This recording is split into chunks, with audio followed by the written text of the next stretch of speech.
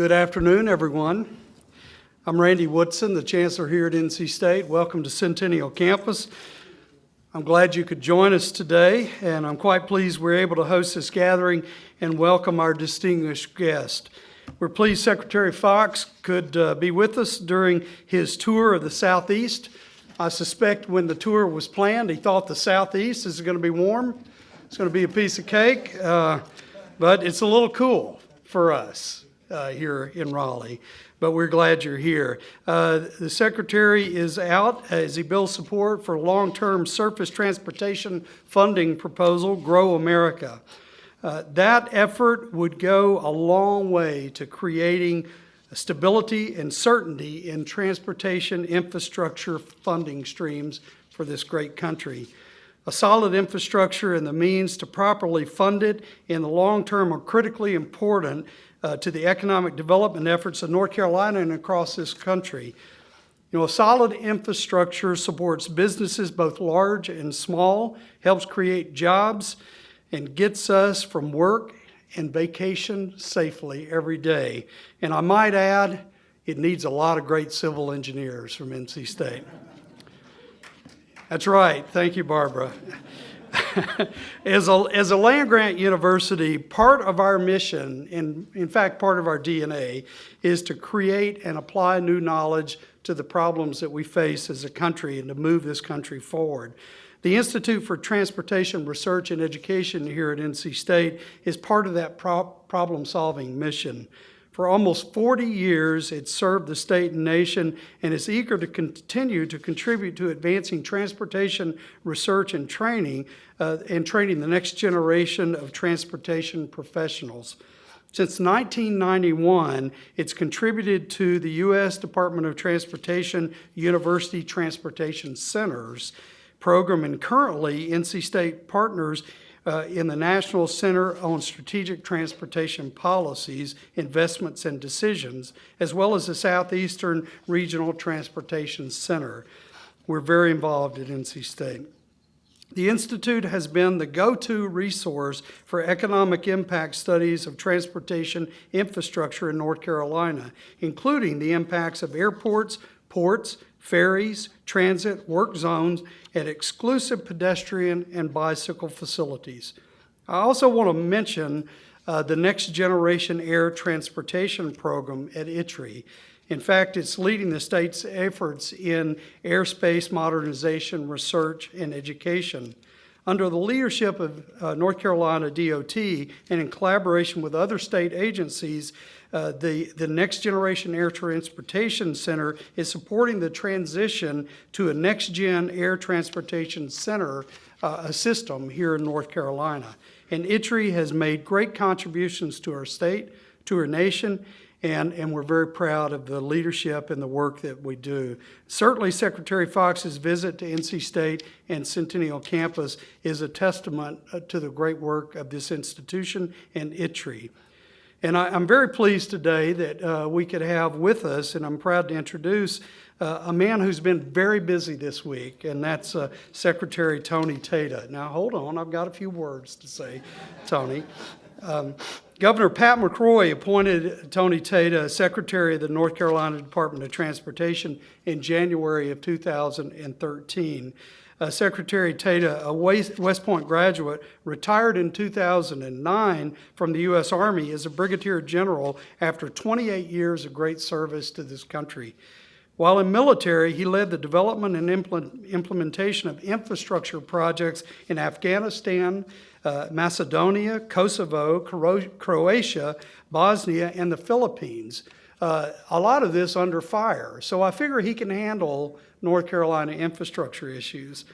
After his military career, Secretary Tata continued his public service in education, first as a chief operating officer of the Washington, D.C. Public Schools, and then as superintendent of the Wake County Public School System. And there we partnered a lot, and I was very pleased to have Secretary Tata as a partner. He now leads a large department, very large department, with an annual budget of more than $4 billion and more than 12,000 employees. And it's my pleasure to welcome today to NC State Secretary Tony Tata.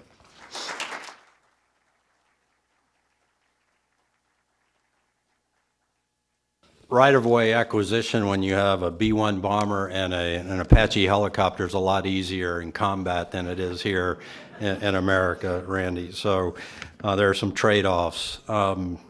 Lots of luminaries, dignitaries here. Madam Mayor, thank you for being here today.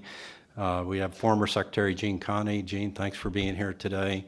Ruffin Hall, City Manager, all kinds of folks here. Thank you all for attending, and in particular, thanks to Dr. Vogt, Dr. Raphael, for not only arranging this visit, but for all the work that you do. As superintendent, we work very closely with the ITRE, and now as secretary, certainly work even more closely with you, and you're a partner for us.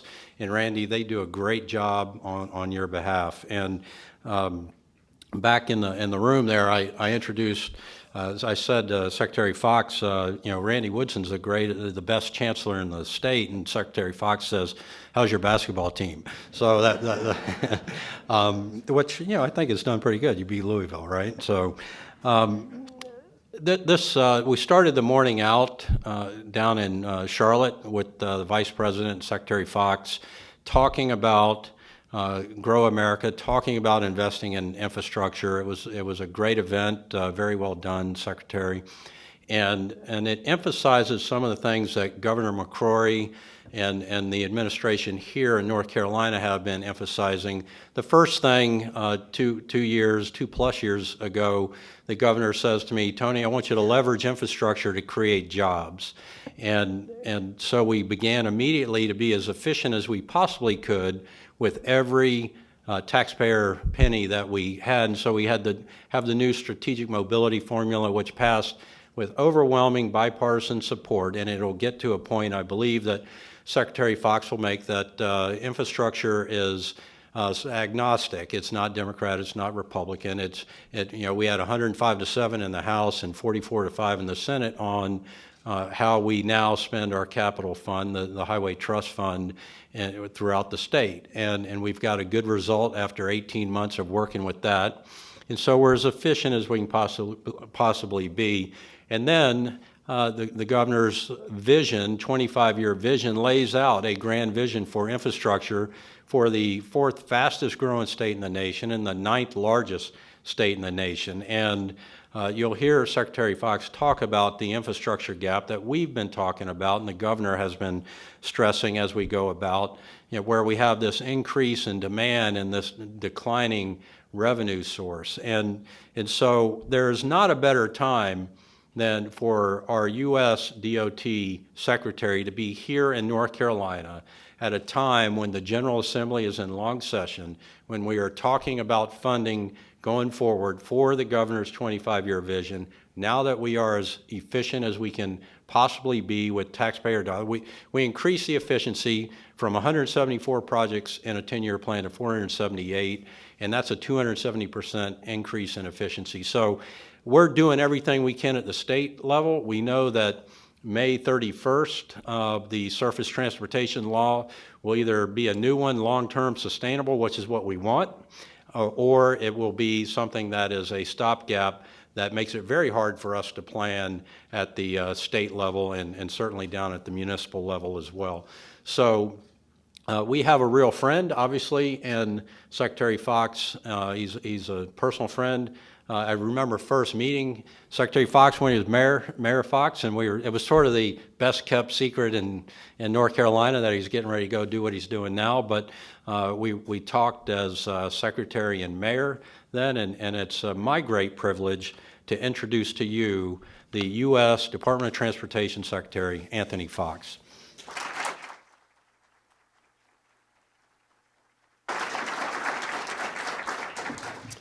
Good evening, everyone. It is great to be here at the wonderful, wonderful campus of North Carolina State University. To the Chancellor, Chancellor Woodson, thank you so much for your gracious hosting of our group here, and to Dr. Vogt, I want to thank you as well very much for your welcome, and also obviously to Secretary Tata for his kind words of introduction and his fierce commitment to continuing to focus North Carolina on the path forward when it comes to infrastructure. Folks, I'm going to talk a little bit tonight about what we're doing on this bus tour I'm on. You may not know that I'm on a bus tour, so let me explain. This is the second time in 2 years that I've taken a bus through the country. Last spring, I went from Ohio to Kentucky to Tennessee to Georgia, Alabama, Mississippi, Louisiana, and Texas to highlight the fact that as a country, we've got infrastructure needs that we're not meeting right now. And the hope that I had back last year was that given we had just months to go before the Highway Trust Fund was set to go into the red, I was hoping that we could raise the country's focus on these issues and really push Congress to adopt a long-term surface transportation bill to provide the stability and predictability we need to move forward. You may know that over the last 6 years, Congress has passed 32 short-term measures. And frankly, that makes Secretary Tate's job harder because he's got to develop a program of work, and if he doesn't know what funding is going to be available at the federal level, it makes it very hard to make good choices about how to plan at the state level. And Mayor McFarland, it's worse at the local level because you've got two other partners to worry about. You've got the state and the federal government, and when there's uncertainty at the top, it sort of rolls downhill. So this year we decided we would focus on the South. And so I started in Tallahassee, Florida, went over to Jacksonville, Florida, went up to Savannah, Georgia, Charleston, South Carolina, Columbia, and we were in Charlotte earlier today. Along the way, I picked up what the Washington Post calls a hitchhiker, Vice President of the United States, Joe Biden, who joined me in Charleston, Columbia, and Charlotte to really highlight this issue. You know, I'm looking at a lot of students in this room.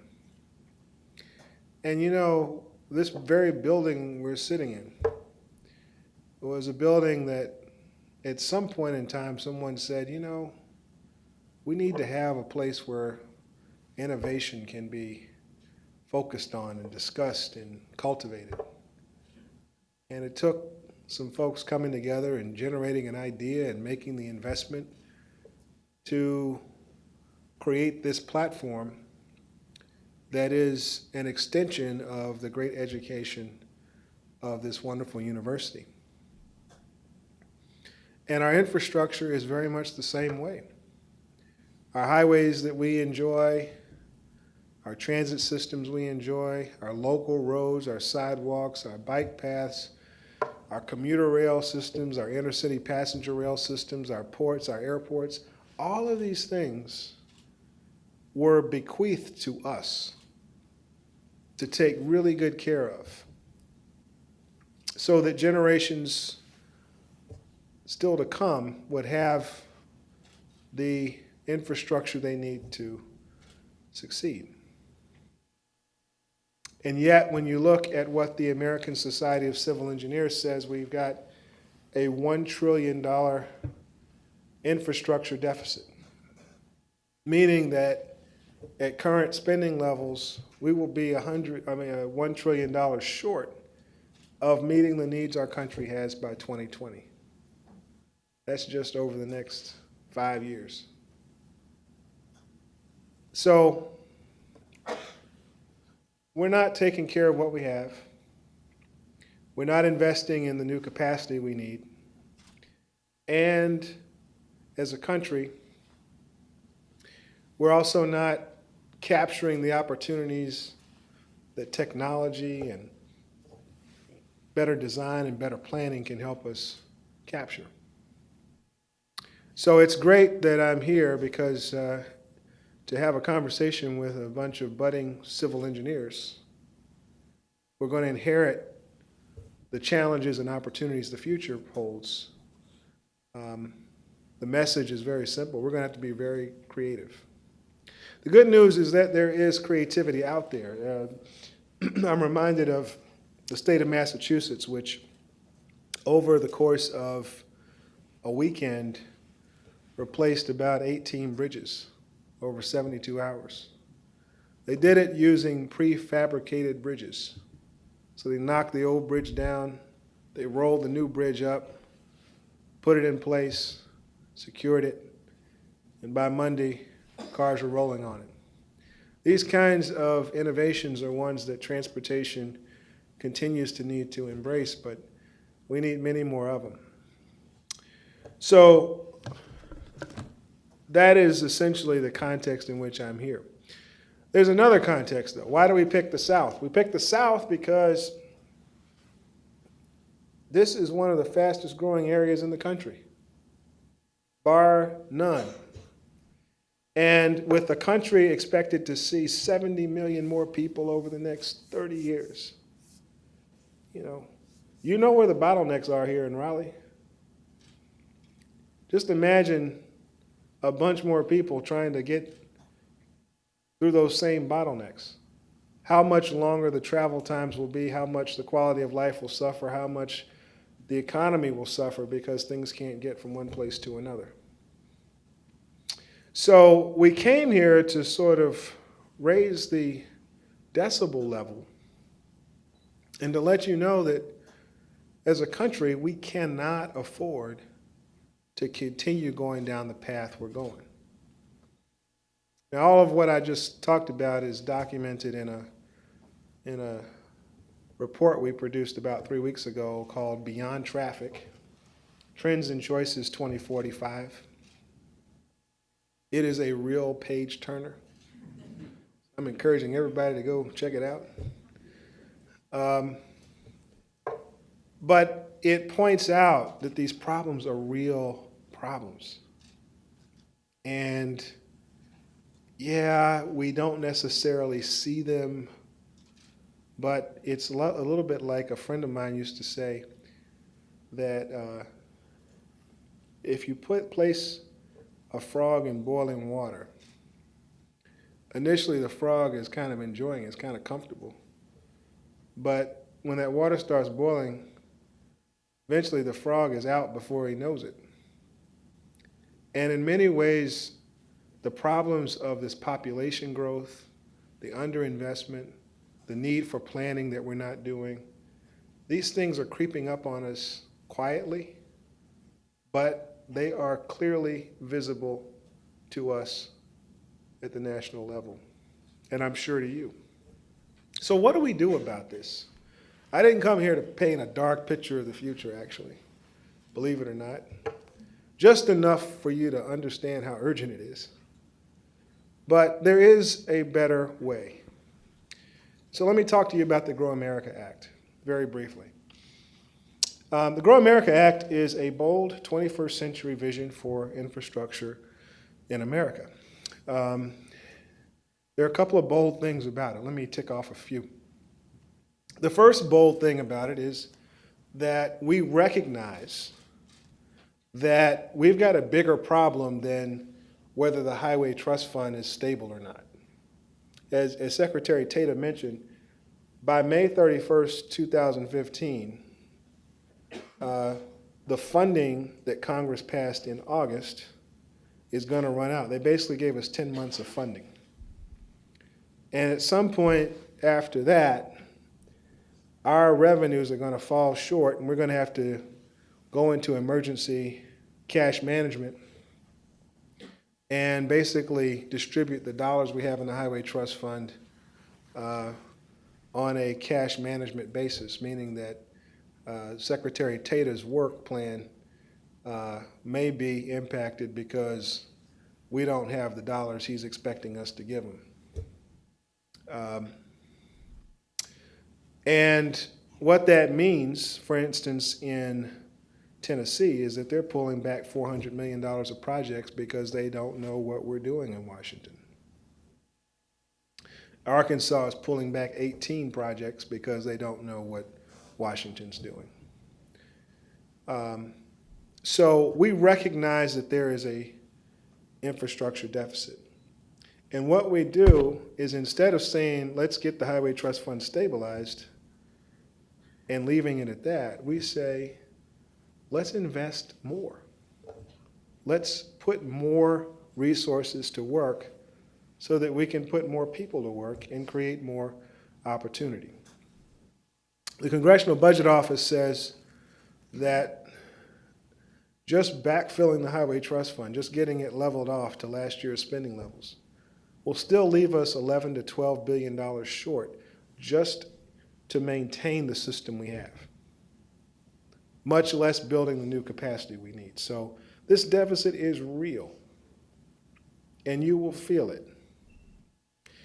The second big thing that we do, so we invest $478 billion. We significantly increase the amount of money in the trust fund. We also significantly increase investments in highways, transit, and passenger rail. The second thing we do is we acknowledge the fact that we need to speed up these projects in the system. We need to get them done faster. Every place I go in America, there is a project that took 30 years. Y'all got some here, right? In fact, you've got some that have been on the planning books for 30 years that still aren't actually being done. So we want to try to speed up the permitting process, and we're going to do it by making our permitting system more concurrent in nature and not sequential in nature. In other words, not passing the permit reviews from department to department in Washington, but having all those agencies reviewing that permit at the same time and getting it done faster. We've had success with this following the Recovery Act, and we think that will save money in the system. It'll get us as good or better environmental results, and it'll create more capacity to get more projects done. Third,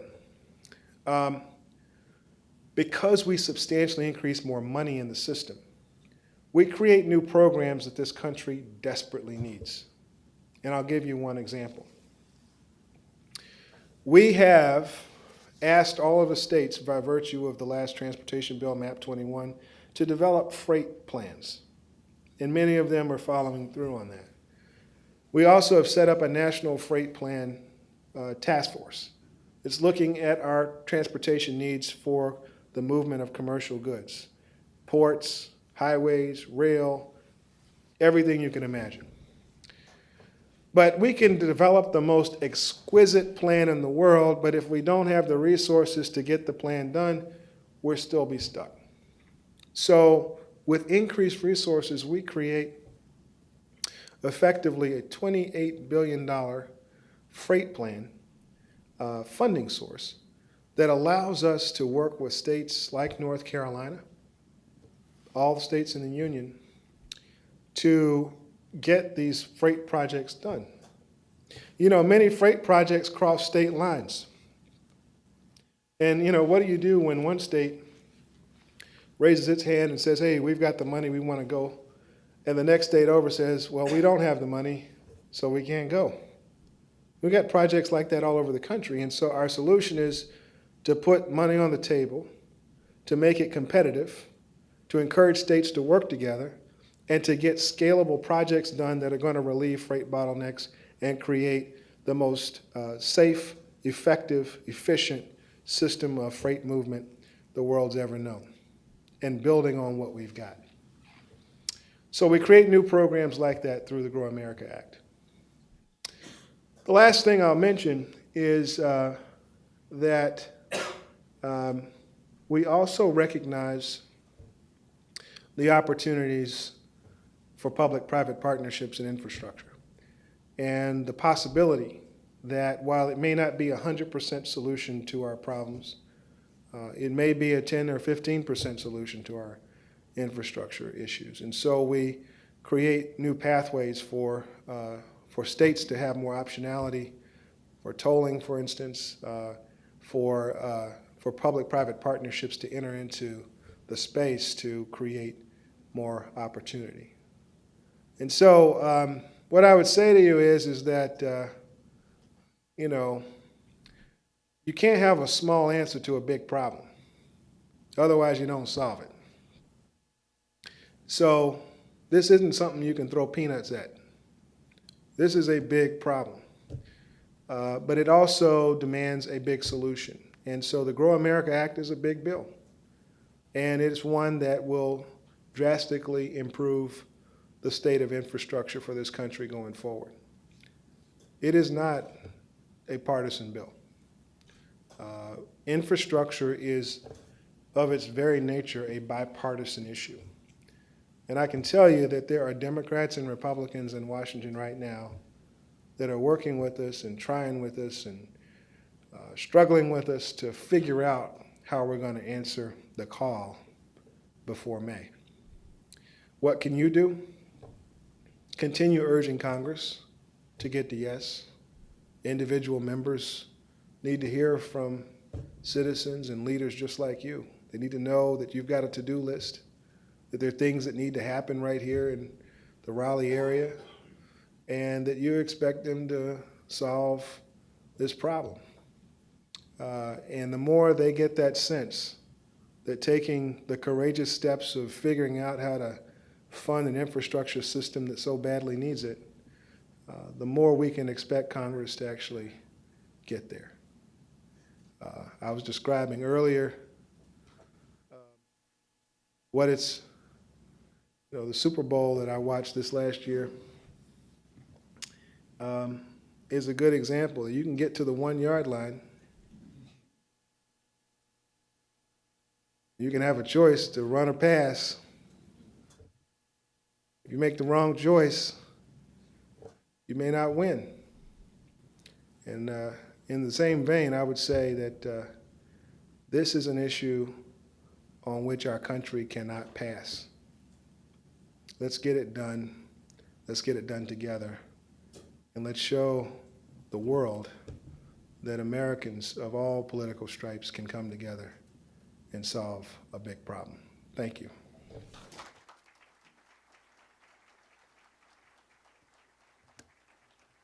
Questions?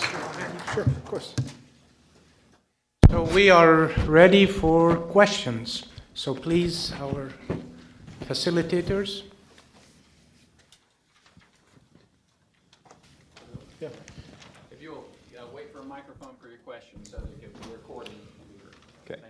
Secretary Foxx, my name is Darrell Moss. I'm mayor of Creedmoor, North Carolina. Hi, Mayor. How are you, sir? Great, thank you. I am assuming that in your travels from Tallahassee to Raleigh, you have run through some rural areas of the country, of the South, I guess I should say. Yes. So I'd be interested to know how, you know, the rural areas. I live in am mayor of a very small community. We're about 4,200 people. Mayor McFarland's our neighbor to the north. And just curious your thoughts on how we plan to address the transportation needs of rural America. It's a great question, and thank you for asking it. I would preface what I have to say here by saying that everything in transportation begins with a plan. And a corollary to that is that if you don't have a plan, that's a plan. It's a plan to fail, but it's a plan.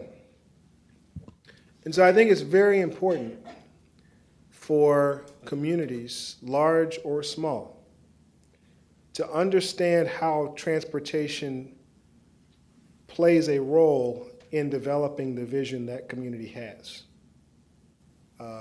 From the seat on which I sit, there's very little I can do to help any community that hasn't figured out what it wants to accomplish. And one of the struggles we have with many rural communities is that the technical capability to do that work sometimes doesn't exist. And so we We try to provide technical assistance where we can or point folks to resources where we can. The second, aside from the preface, is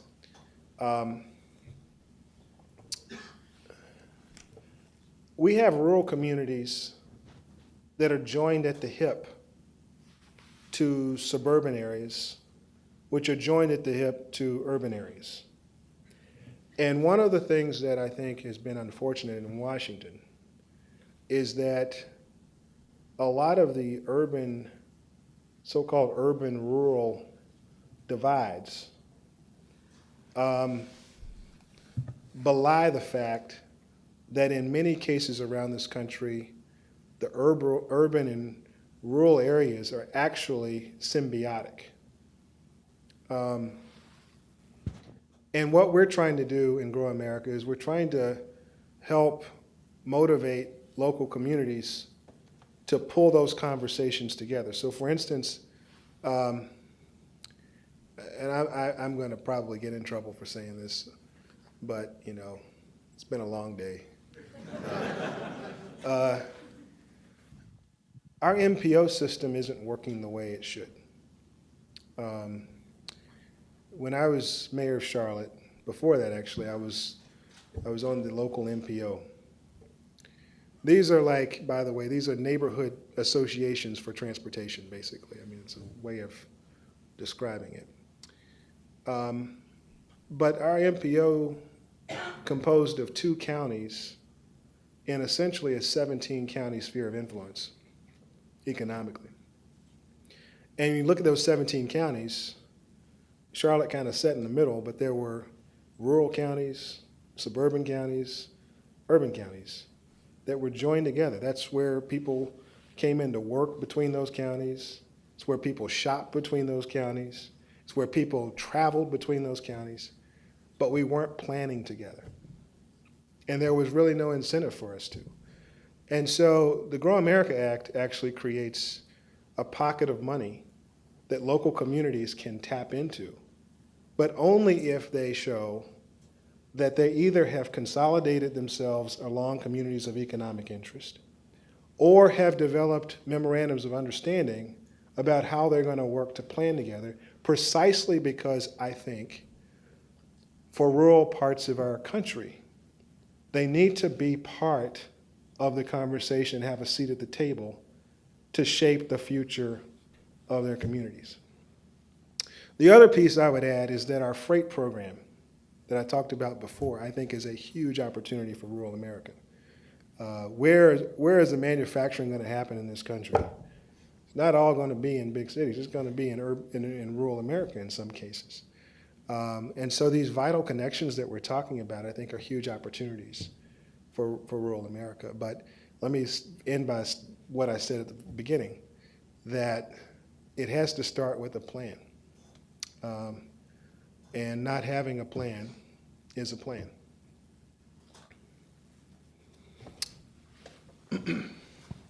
Thank you very much. Susan White, North Carolina Sea Grant. My interests are predominantly coastal zone based, and of course most of the population of the U.S. lives in the coastal zone. What, in your opinion, are the risks or vulnerabilities for infrastructure in the coastal zone?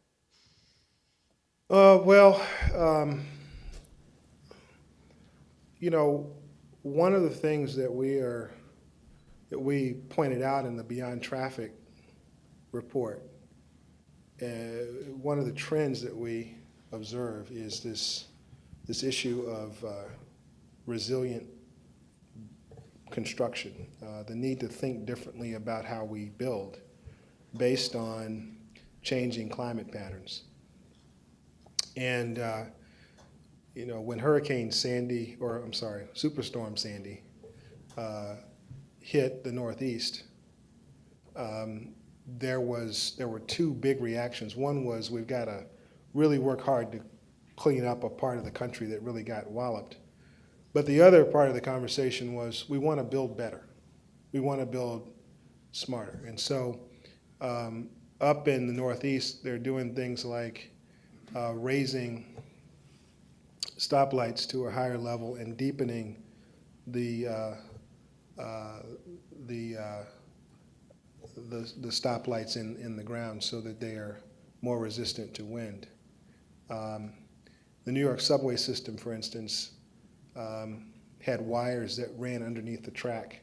They're now raising those wires and wrapping them in a more insulated material so that they can be more resilient. And I think as you go down the coast, there are many different ways in which resiliency can be built into how the environment is built, not always at an additional cost either.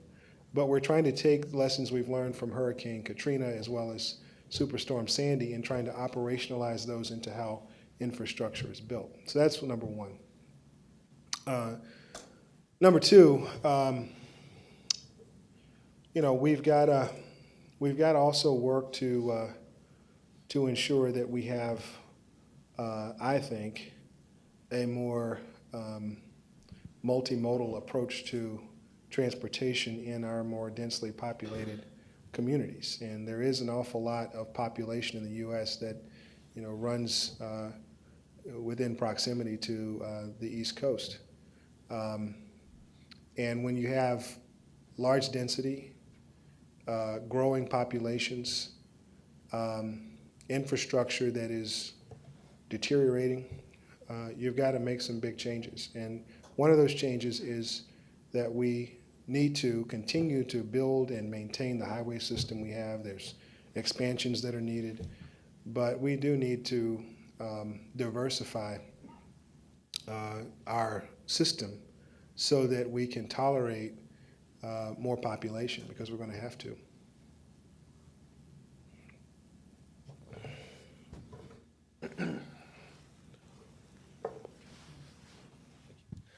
Bastian Schroeder here at ITRE, NC State. The Highway Trust Fund you mentioned is only one of many funding sources for transportation. How do you see this legislation fitting in with either local option sales taxes or VMT type taxes, other types of funding that is available and that's being discussed at the state and local levels?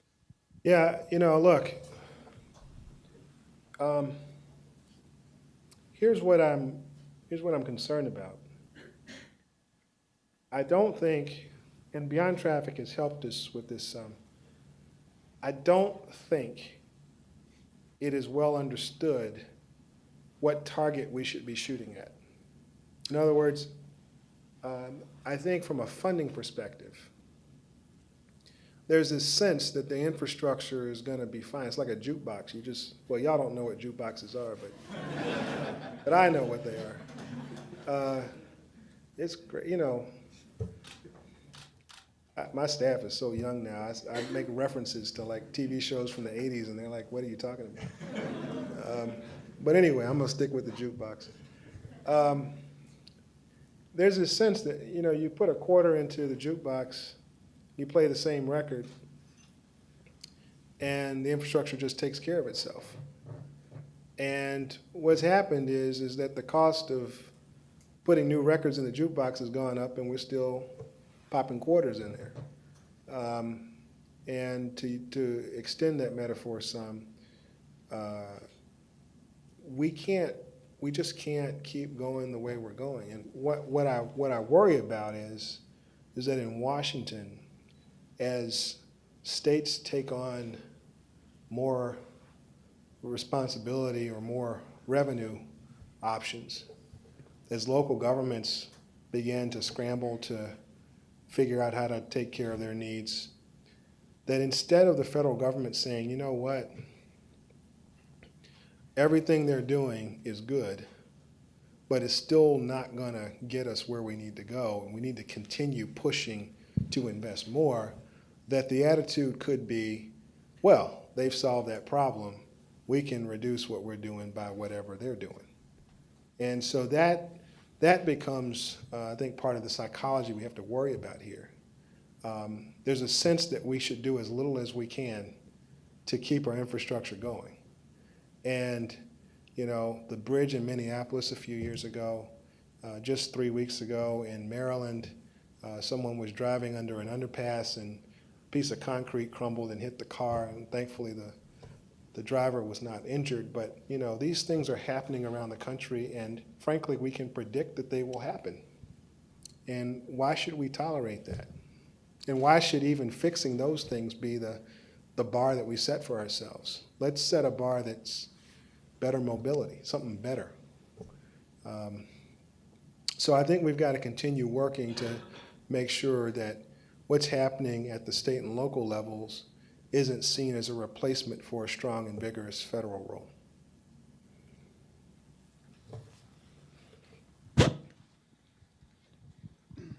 Mr. Secretary, my name's Chris Frey. I'm a professor of environmental engineering here at NC State, and I wanted to pick up on your no plan is a plan theme and ask about also with this need for large investment, there's also, I guess, a great opportunity to modernize the transportation infrastructure. And I think in the last decade or so, one area that I think a lot of people are looking at is the relationship between transportation and health.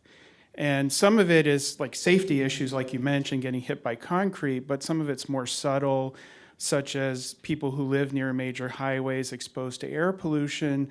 But then there's even more subtle things about land use patterns and people who are dependent on a car to get from work to home and vice versa, rather than walking in a more compact community.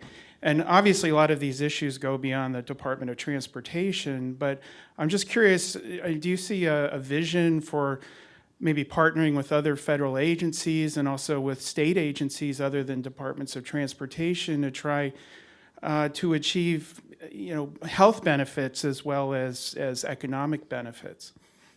It's really a great question, and the short answer is yes.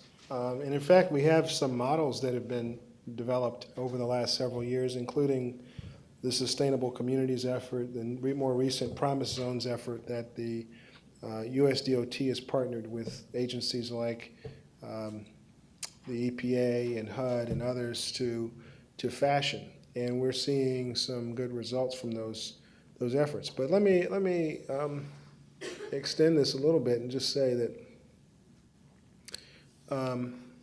I think that we have to, and I've encouraged this through the work we did with the Beyond Traffic study, we've got to understand what influences transportation and what transportation influences. And I'll give you a couple of examples. There is a view of the world that our transportation problems will be solved if we just add lanes. And by the way, I do believe that there are needs for added capacity in our highway system. I don't think that's controversial or wrong.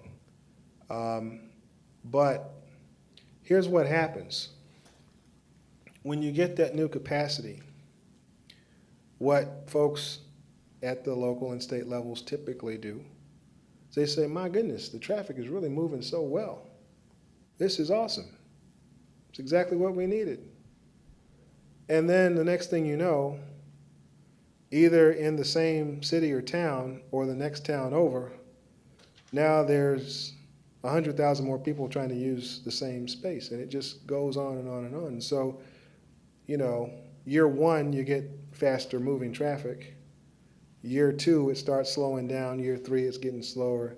Year 4 or 5, you're back to where you started. And so we have to understand that our system is actually a system of systems. And the whole needs to be greater than the sum of the parts. And so I'm a big believer that you need to have a multimodal approach, particularly in these highly congested areas. I'm also a big believer that land use and transportation are vitally connected. And that gets to some of your health points. If you have communities that are organized in such a way that the pharmacy and the grocery store and so forth are nearby, folks are more likely to take shorter trips, and in some cases more likely to use alternative forms of transportation and not even get in a car. And so good planning can play a role in shaping the context. You know, the last thing I'll say is that this has been a place where the country has gone back and forth over many years. And if you look at some of our oldest cities in the country, they are exquisitely organized. Good grid systems, immaculately planned in terms of where people live, where they work. This is not new stuff, this is old stuff. So planning plays a huge role, and that's why I say that is a foundation for a strong transportation system. And frankly, that planning doesn't belong in Washington. I'll just be honest with you. You know, there's some things we should do. I've heard Washington described as 1 square mile surrounded by reality. There are some things we should do in Washington, but telling you how to plan your community isn't one of them. We should give you tools, we should, you know, help you, but I think that that's a local and a state function. One more question?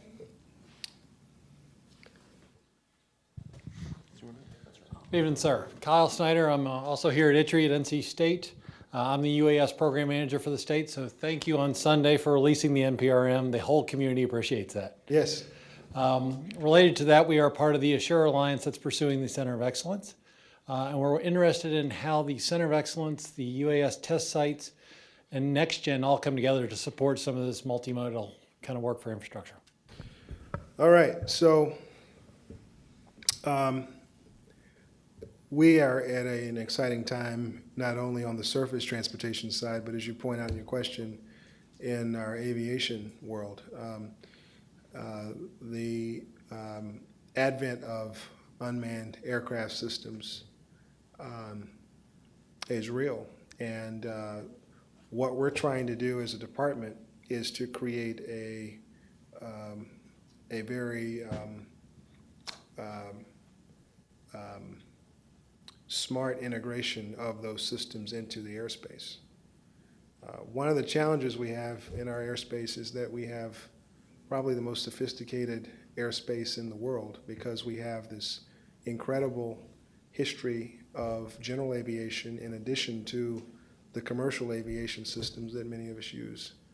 And so making sure the integration of unmanned aircraft into that airspace is safe is a critical part of what we have to do.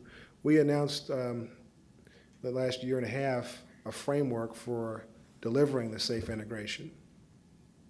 We've developed an exemption process whereby commercial users can actually get approval from me and from FAA to operate these unmanned aircraft for commercial purposes. And this rule that you talked about is another step along the way.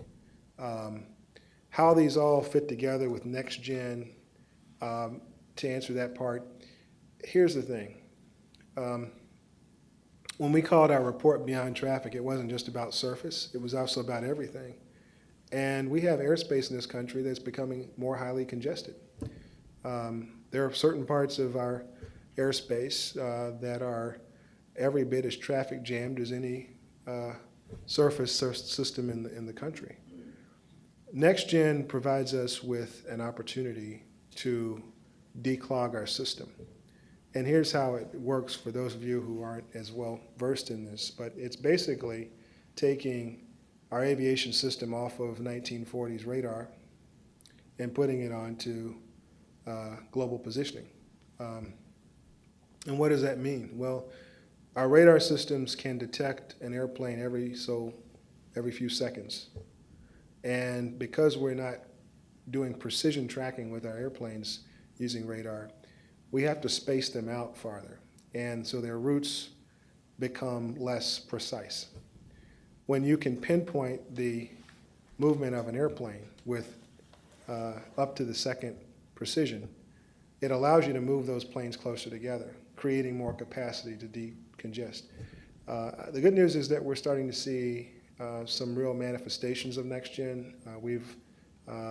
We've opened up some optimized profile descents in the Houston area, the Dallas area, in the Washington, D.C. area. These are, don't be afraid, these are landings where the plane is basically idling and landing onto to the runway. It's quieter, saves a lot of fuel, but it's one of the next-gen capabilities that we're starting to see happen. So the UAS stuff is about making sure that we have a clear and safe way to disaggregate the unmanned aircraft from the more conventional airplanes, and making sure those two things don't intersect. And the next-gen functionality is one that we're very focused on delivering. And again, our commercial users, our general aviation users, have a timeline to get that operability in their cockpits by 2020, and we look forward to helping them do that. Okay. Thank you all. Thank you very much. Grow America. Thank you.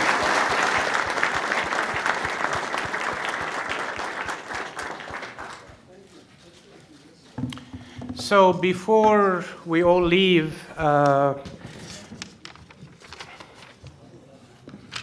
I want to thank you all for coming. I'm Nagy Rafael, the director of ITRE. We are delighted to have been able to host this event on Centennial Campus. Thank you, Secretary Foxx, for making a very strong case for the need to provide certainty in our transportation infrastructure funding going forward. This work is critically important to all of us engaged in the transportation profession. Many thanks for Secretary Tata for your support of the university as a partner with the department on cutting-edge transportation research and educating the next generation of transportation leaders. As a small token of our appreciation, I would like to present Secretary Foxx with a couple of Wolfpack mementos. Now, this is an NC State letter opener that hopefully can start opening some doors for you for the next long-term transportation bill. Excellent. Thank you very much. Thank you so much. Thank you. Thank you. And Secretary Tata, please come forward. Thank you again for all your support to our university and our students. Thank you very much. Finally, I want to thank you all for coming in and braving this record cold to be with us today. So this event is now adjourned, and please stay warm. Thank you.